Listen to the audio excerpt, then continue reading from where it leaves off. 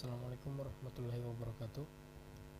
Sebelumnya perkenalkan, nama saya Syahreza Agung, NIM D1B1201002 dari jurusan Agroteknologi kelas A. Pada kesempatan kali ini saya akan memaparkan analisis metode gravimetri, titrimetri, dan kolorimetri untuk C, N, P, dan K dalam tanah dan tanaman. Metode gravimetri merupakan salah satu metode analisis pada pengukuran massa analit atau senyawa. Untuk memudahkan dalam mengukur massa analit, maka hal yang perlu kita lakukan adalah disaring dan dikeringkan. Kemudian massa analit tersebut dihitung berdasarkan bahan kimia, komposisi PPT, dan massanya. Adapun hal-hal yang perlu diperhatikan yakni: yang pertama, pengumpulan semua endapan secara kuantitatif. Kedua, mengetahui komposisi yang tepat dari endapan. Pengendapan analit dengan selektif atau spesifik yang diketahui oleh agen. Volitisasi atau pengumpulan analit tanpa kehilangan material selama sampel diproses. Bebas dari pelarut dan kotoran lain. Dan ketiga, menentukan massa secara akurat dan tepat. Adapun langkah-langkah dalam menganalisis gravimetri yaitu: yang pertama, sampel dikeringkan. Kedua, larutan disiapkan dan dicampur dengan agen PPT. Ketiga, pengendapan selesai dan disaring. Keempat, dicuci. Kelima, PPT yang terkumpul dikeringkan. Keenam, PPT kering ditimbang.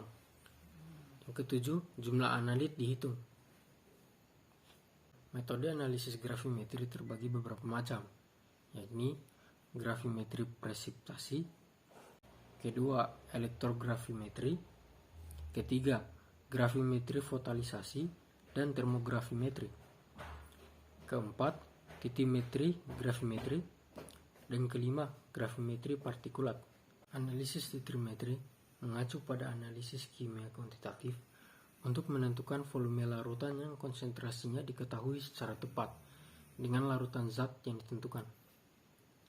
Kandungan karbon organik dihitung dari ion krom Cr3+ yang terbentuk menggunakan titrasi adanya klorida yang akan menghasilkan inferensi positif pada salin tanah.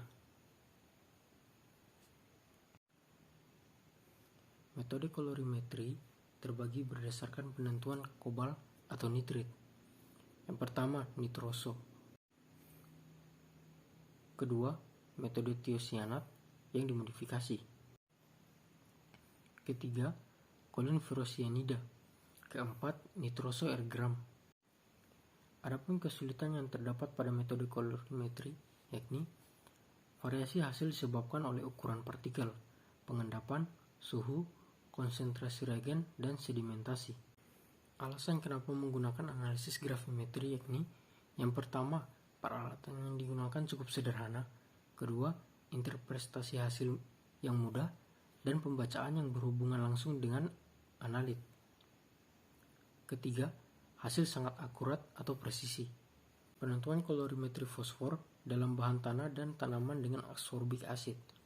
Yang pertama, metode yang akurat untuk fosfor dalam tanah dan tanaman sangat diperlukan dalam penelitian.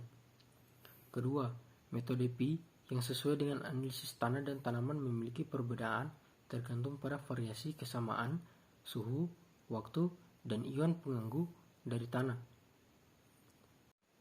Yang ketiga, Murphy dan Rihey mengusulkan prosedur asam askorbat asid untuk menentukan Pi yang ada pada air.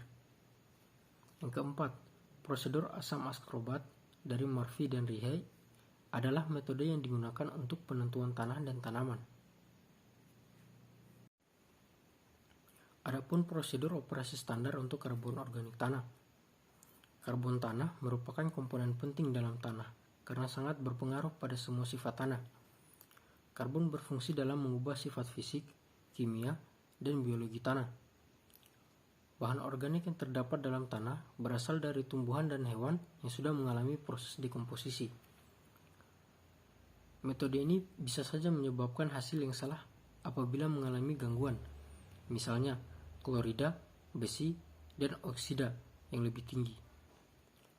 Tanah juga memiliki kandungan karbon organiknya yang sangat tinggi, dapat menghasilkan pengujian yang rendah.